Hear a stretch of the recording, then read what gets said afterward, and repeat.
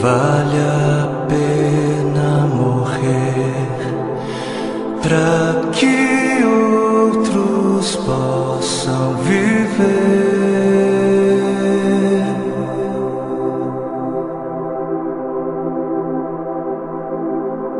para que outros possam sorrir. Vale a pena chorar para que outros possam viver.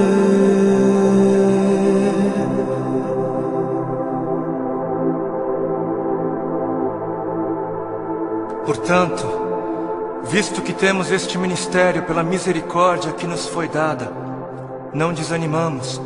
Antes, renunciamos aos procedimentos secretos e vergonhosos, não usamos de engano, nem adulteramos a palavra de Deus. Ao contrário, mediante a clara exposição da verdade, recomendamo-nos à consciência de todos diante de Deus. Pois não pregamos a nós mesmos, mas a Jesus Cristo, o Senhor, e a nós como escravos de vocês por causa de Jesus. De todos os lados somos pressionados, mas não desanimamos. Ficamos perplexos, mas não desesperados. Somos perseguidos, mas não abandonados. Abatidos, mas não destruídos. Trazemos sempre em nosso corpo o morrer de Jesus, para que a vida de Jesus também seja revelada em nós. Pois nós que estamos vivos, somos sempre entregues à morte por amor a Jesus, para que a sua vida também se manifeste em nosso corpo, de modo que em nós atua a morte, mas em vocês a vida. Por isso não desanimamos, embora exteriormente estejamos a desgastar-nos, interiormente estamos sendo renovados dia após dia, pois os nossos sofrimentos leves e momentâneos estão produzindo para nós uma glória eterna que pesa mais do que todos eles. Assim, fixamos os olhos não naquilo que se vê, mas no que não se vê, pois o que se vê é transitório, é passageiro, mas o que não se vê é eterno. Para que outros possam viver, vale a pena morrer. E nas palavras de 2 Coríntios capítulo 4 que nós acabamos de ler, para que outros possam viver, não apenas vale a pena morrer, como deve-se morrer. Deve-se. Para que outros possam viver, deve-se. É necessário morrer. É necessário morrer para que haja vida. Trazendo sempre em nosso corpo o morrer de Jesus, para que a vida de Jesus também seja revelada em nosso corpo. Pois nós que estamos vivos, somos sempre entregues à morte por amor a Jesus, para que a sua vida também se manifeste em nós, de modo que em nós atua a morte, para que em vocês, para que em outros atue a vida. Assim como a semente que não morre não germina, assim como a semente que não morre é incapaz de gerar frutos, aquele que não morre é incapaz de gerar vida, é incapaz. Não fosse o sangue do Cordeiro, não fosse o sangue de todos os mártires que vieram antes de nós, não fossem aqueles que vivem como se não pertencessem a este mundo, não seríamos conhecedores das boas novas da vida, não seríamos. Mas se as coisas são assim, se isso é verdade, se isso reflete a realidade, se o Senhor teve toda a intenção de dizer exatamente o que Ele disse, por que é então que não morremos? Por que é então que o mundo está cansado de ver uma igreja que deveria carregar a mensagem da morte, mas não carrega? Não carrega. E não carrega porque ela mesma recusa-se a morrer. Se a ordem é essa, por que é então que não vemos mais vidas sendo geradas, nações sendo alcançadas em meio à voluntária entrega da vida por parte daqueles que se dizem cristãos? Por quê? Por quê? Porque existe algo de muito errado em nosso meio. Existe algo de muito errado em meio àquilo que chamamos de Evangelho do Reino de Deus. Evangelho do Reino de Deus, não o Evangelho do Reino dos homens para os homens, não o Evangelho do Reino desta terra para esta terra, não o Evangelho do seu reino para você mesmo, para o seu próprio benefício, mas o Evangelho do Reino de Deus para o benefício de Deus. E existe algo de muito errado porque estamos confundindo o Evangelho do Reino de Deus, que é para Deus, com outros evangelhos. E o povo, por falta de líderes que preguem o que o povo precisa ouvir e não o que o povo quer ouvir, o povo está adorando outros bezerros de ouro. E o grande bezerro de ouro dos nossos dias é a bênção. O grande bezerro de ouro dos nossos dias é a vitória, é a conquista, é o bezerro da prosperidade, é a saúde, é o meu bem-estar, é o meu conforto, é a minha necessidade, é o meu reino, é a minha vida. 7 passos para alcançar a bênção aqui, 40 dias de jejum da vitória ali, 12 maneiras para ser próspero um pouco mais adiante, e 318 formas para você fazer com que Deus faça aquilo que você quer que Ele faça. Não importa se Ele queira fazer ou não, porque afinal o modelo de Jesus, não seja feita a minha vontade, mas a sua, serve para Jesus, serve para o Filho de Deus, não serve para mim, não serve para a igreja. Quantos já foram a alguma campanha que dizia: campanha do negue-se a si mesmo, campanha dos 3 passos para morrer, ou a campanha das 7 maneiras de amar ao seu próximo como a si mesmo, campanha de 40 dias de jejum para que eu possa carregar a minha cruz? Não, nunca foi. Por que não? Ora, porque não é isso que é importante. Não é isso. Porque o importante é eu ter o carro do ano. Porque o importante é eu ser abençoado. O importante é eu mostrar o quão abençoado sou. Preciso mostrar. Eu preciso mostrar. Porque afinal de contas, se ando de carro importado, é porque Deus me deu, né? Deus me deu. Porque é muito óbvio que Deus está muito mais preocupado com o meu ego. Eu sou tão espiritual e abençoado que é muito óbvio para mim, e é muito óbvio só para mim, que Deus está mais preocupado em colocar dinheiro nas minhas mãos para que eu possa comprar coisas caras e tolas, do que está preocupado em colocar recursos sob os meus cuidados para que eu possa de alguma maneira aliviar a dor dos aflitos. Porque Deus é tão bom para mim, Deus é tão sábio, Ele é tão misericordioso, que Ele prefere que eu compre para mim o meu 100º par de sapatos. Ele prefere, Ele prefere que eu faça isso mais do que prefere que eu compre algumas marmitas para dar de comer às crianças de rua. Porque o importante é eu encher o meu celeiro até onde der. O importante é o meu reino, é a minha justiça. Eu trabalhei, eu suei. Não foi Deus quem me deu, não foi Deus quem me abençoou, não foi eu quem ganhei. É justo, eu trabalhei, é meu. Porque o importante é eu viver como se não houvesse morte. E Deus que me livre de pensar em morte. Coisa negativa não é de Deus.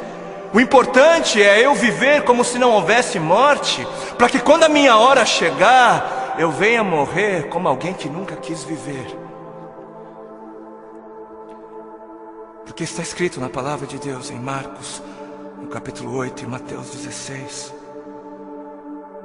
Então Jesus começou a ensinar-lhes que era necessário que o Filho do Homem sofresse muitas coisas e fosse rejeitado pelos líderes religiosos, pelos chefes dos sacerdotes e pelos mestres da lei, fosse morto e 3 dias depois ressuscitasse. Ele falou claramente a esse respeito. Então Pedro, chamando-o à parte, começou a repreendê-lo. Vejam como desde o início A igreja se escandalizou com a mensagem da morte. Jesus, porém, voltou-se, olhou para os seus discípulos e repreendeu Pedro, dizendo: arreda, Satanás. Você não pensa nas coisas de Deus, mas nas coisas dos homens. Você não está de olho no reino de Deus, mas está de olho no reino dos homens. Então ele chamou a multidão e os discípulos e disse: se alguém quer vir após mim, negue-se a si mesmo, tome a sua cruz e siga-me. Se quiser, se alguém quiser. Porquanto quem quiser salvar a sua vida, perdê-la-á. Mas quem perder a vida por minha causa, achá-la-á. Pois o que aproveitará o homem se ganhar o mundo inteiro e perder a sua alma? Ou o que dará o homem em troca da sua alma? Porque o Filho do Homem, o Filho de Deus, há de vir na glória de seu Pai. Ele há de voltar com os seus anjos, e então retribuirá a cada um conforme as suas obras.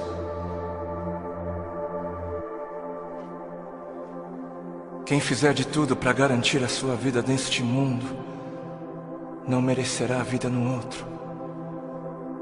E quem fizer de tudo para garantir a sua vida no outro mundo, perderá a sua vida neste. Perderá o controle da sua vida neste mundo. Quem viver de olho nos tesouros deste mundo, receberá somente aquilo que este mundo é capaz de dar. Mas quem viver com os olhos fixos no tesouro eterno, este receberá, este haverá de receber aquilo que a eternidade tem para dar. Entendam algo. Sabem por que existem religiosos fanáticos que se matam, que se suicidam, que dão as suas vidas para serem destruídas? Sabem por quê? Porque eles estão pensando na eternidade, eles estão de olho na eternidade.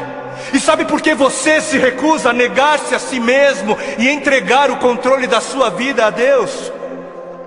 Porque você está pensando demais nesta vida. E mais, sabem por que é que estes fanáticos acabam dando as suas vidas? Porque eles passaram a vida toda, a vida inteira, ouvindo de seus mestres que morrer é algo valioso. Eles passaram a vida toda ouvindo de seus mestres que morrer é algo bom, é algo nobre, é algo honroso, que morrer gera vida. Gera vida. Mas e a igreja? Mas onde está a igreja? Onde está a voz profética?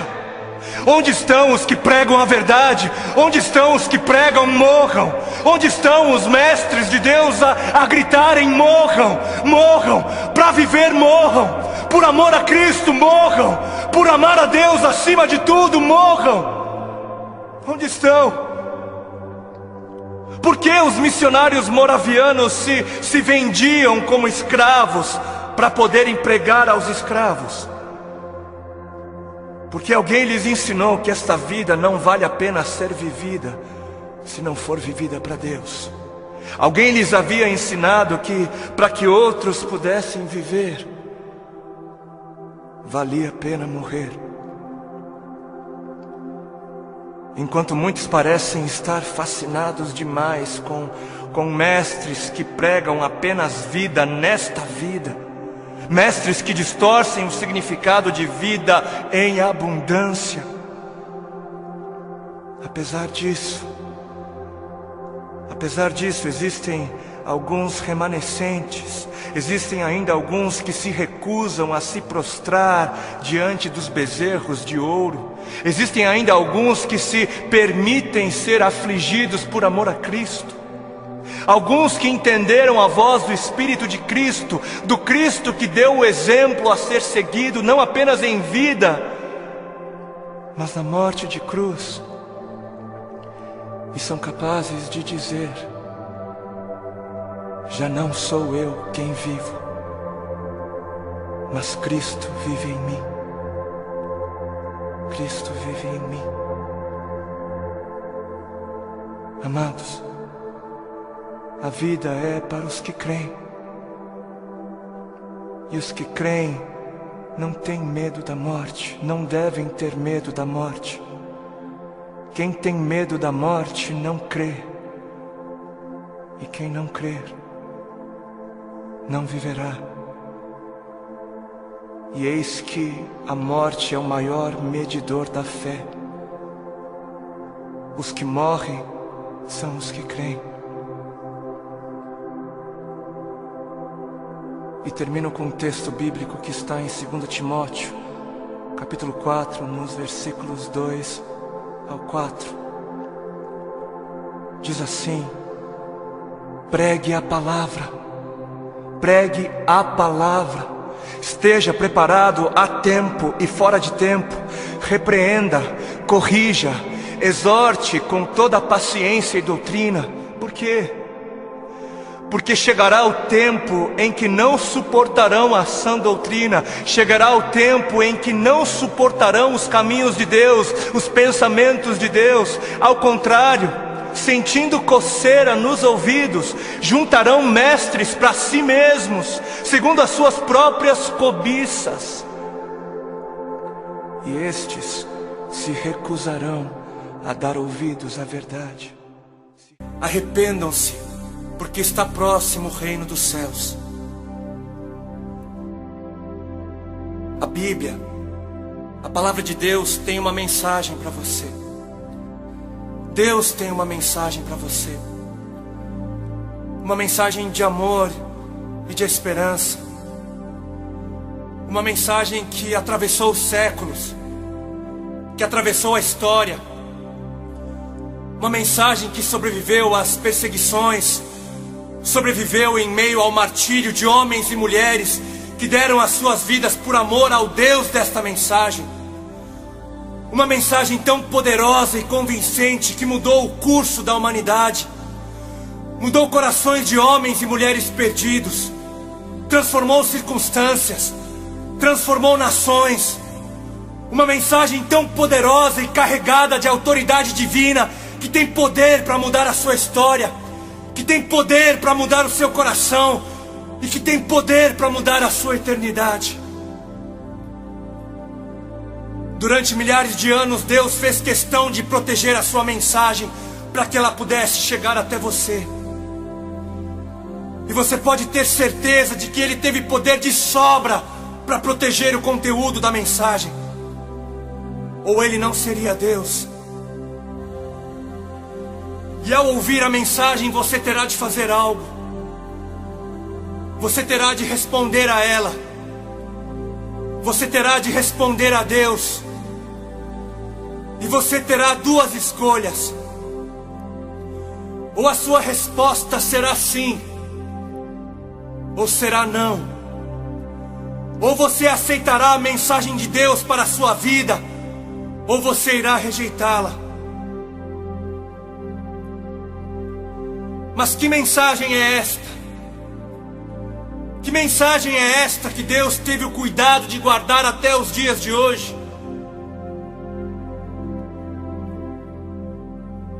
A mensagem diz respeito a quem Ele é.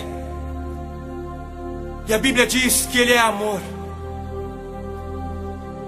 Ele diz que te ama. Ele te ama.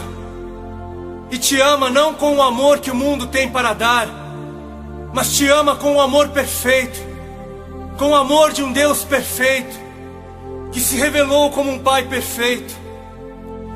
E você pode muitas vezes não entender esse amor, e nem deve tentar, porque o amor de Deus Pai por você não foi idealizado para ser compreendido, mas para ser aceito.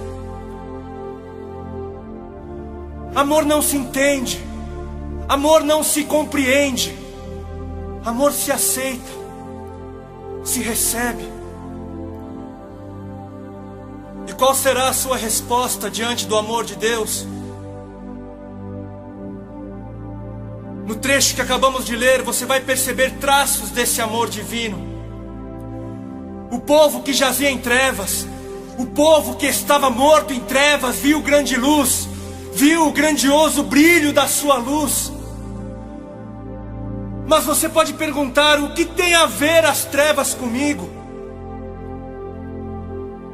E a resposta é que a Bíblia diz que todos pecaram, E a resposta é que a Bíblia diz que todos somos pecadores. E a Bíblia diz que não há um justo sequer. E que os nossos atos de justiça são como trapos imundos que refletem apenas o nosso interior pecaminoso. E se você parar para pensar, se você realmente olhar para dentro de você, você vai ver que tudo isso é verdade. Você vai perceber que será impossível se achegar à presença de Deus um dia e dizer a Ele: mas eu não tenho pecado. Eu sou uma pessoa tão boa, tão pura. Eu nunca fiz mal a ninguém. Eu nunca pequei. E a Bíblia diz mais. Ela diz que o pagamento pelo pecado é a morte. A morte. E por isso nada do que você possa fazer poderá apagar os seus pecados. Nada. As suas boas ações não têm poder para apagar os seus pecados. O não fazer mal a ninguém não tem poder para apagar os seus muitos pecados. Porque o pecado é mortal. Apenas a morte é pagamento válido. Somente a morte. Mas a morte de qualquer um também não tem poder para apagar pecados. Apenas a morte de um justo teria poder para purificar a injustiça do pecador. E foi por isso que Jesus teve que morrer. Aquele que era justo, o único que fora justo, que não tinha pecado em si mesmo, morreu, para que na sua morte o pecador encontrasse vida. E se você é uma dessas pessoas que pensa que o pecado é algo insignificante, se você é um desses que pensa que Deus não se importa, que Ele entende o pecado, você precisa ler a Bíblia e ver que foi Deus quem deu o seu próprio Filho para morrer na cruz do Calvário. Foi Deus. Se Jesus morreu na cruz do Calvário, não foi porque homens ou demônios tramaram contra Ele, mas porque Deus assim planejou desde o princípio, e foi Deus quem permitiu que assim acontecesse. Quem matou Jesus? Deus matou a Jesus. E por quê? Foi por causa dos nossos pecados. Se isso não revela o tamanho da gravidade do pecado, eu não sei o que fará. E se Deus não poupou o seu próprio Filho, por que Ele deveria te poupar? Mas o que é pecado então? O que é pecado? Todas as vezes que você disse não a Deus, você pecou. Todas as vezes que você deixou de reconhecer aquele que te criou, você pecou. Todas as vezes que você agiu como se Deus não existisse, você pecou. A cada momento que você vive apenas para você e somente para você, e não vive para Deus, você está pecando. Ou você não sabia que a sua vida não te pertence? Ou você não sabia que a morte a qualquer momento pode tirar de você a sua vida? Foi por isso que a luz teve que brilhar sobre as trevas do pecado. Foi por isso que Deus teve que intervir e entrar em nossa escuridão. Sem a luz nem perceberíamos o quanto estávamos perdidos. Mas por amor, Ele brilhou. E quando a luz brilhou, quando Jesus brilhou, Ele brilhou dizendo: arrependam-se, arrependam-se, arrependam-se, porque perto está o reino dos céus. Arrependam-se, porque perto está a hora quando não mais poderão se arrepender. Arrependam-se, porque perto está a hora quando todo pecado será julgado, e com ele o pecador. Arrependam-se, porque perto está a hora quando Deus se levantará em glória, poder e majestade, e todos o verão e dirão: Santo, Santo, Santo é o Senhor, o Todo-Poderoso. A mensagem pode parecer dura, e você pode até dizer: mas onde está esse Deus de amor? Que mensagem dura! Onde está o Deus de amor? Eu quero o Deus de amor. Mas o Deus de amor está no mesmo lugar onde se encontra o Deus da santidade, da justiça. O Deus de amor se encontra no mesmo lugar onde está o Deus da verdade. Porque o Deus que é amor é o Deus que é santo. Porque o Deus de amor é também o Deus da verdade. E que amor diria que tudo está bem quando tudo na verdade não está? Que amor trairia com uma mentira que levaria à morte? Que amor não ensinaria o caminho da vida? O Deus de amor não mascara a realidade. Deus não é mentiroso. E quando Ele vê que alguém está em trevas, Ele diz: arrependa-se.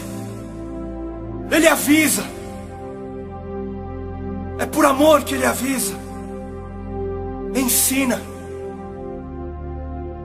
E o que é arrependimento? Arrependimento não é remorso. Arrependimento não é peso na consciência. Arrependimento não é sentimento de culpa. Nada disso leva a mudança de vida. Arrependimento é uma mudança das trevas para a luz. Arrependimento é viver dizendo não ao pecado. Arrependimento é viver dizendo não para você mesmo. Arrependimento é viver dizendo sim para Deus.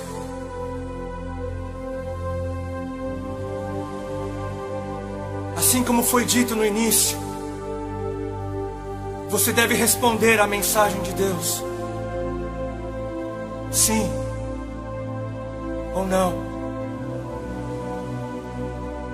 Se você acredita que a mensagem é muito dura, onde você vai encontrar alguém que tenha palavras de vida eterna? Eu sinto muito, mas é você quem deve se converter à palavra de Deus, e não Deus se converter a você. Mas Ele é bom. Ele é bom. Jesus começou a brilhar dizendo: arrependam-se. Não porque desejava ser um estraga-prazer, mas porque Ele tinha algo melhor. Porque depois Ele iria dizer que perto estava o reino dos céus. Jesus começou dizendo: arrependam-se, porque depois Ele iria dizer: vinde a mim, todos vocês que estão cansados, e eu darei alívio. Jesus começou dizendo: arrependam-se, porque depois Ele iria dizer: eu enxugarei todas as suas lágrimas, e você nunca mais terá de chorar. Jesus começou dizendo: arrependam-se, porque depois Ele iria dizer que aos que dissessem sim, Ele daria a coroa da vida.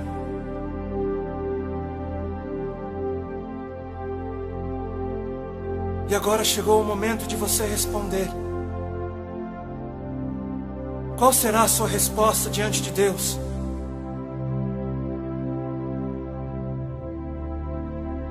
Quando alguém reconhece o seu pecado,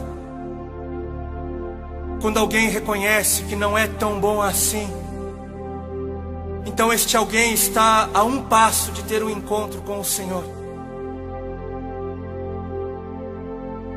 E quando alguém que pensava ser tão indigno, quando alguém que acreditava que o seu pecado era tão grande e imperdoável, mas encontra na cruz um poder muito maior, mas encontra na cruz o amor de Deus, este alguém também está a um passo de ter um encontro com o Senhor. Se você é este alguém, venha para o Senhor. Ele vai te aceitar. Se você compreendeu, se você quer dizer sim a Deus, então venha. Arrependa-se e passe a viver dizendo sim a Deus. Arrependa-se e busque saber o que Deus tem a dizer em sua palavra. Arrependa-se e passe a viver junto com aqueles que disseram sim ao Senhor. Deus te abençoe.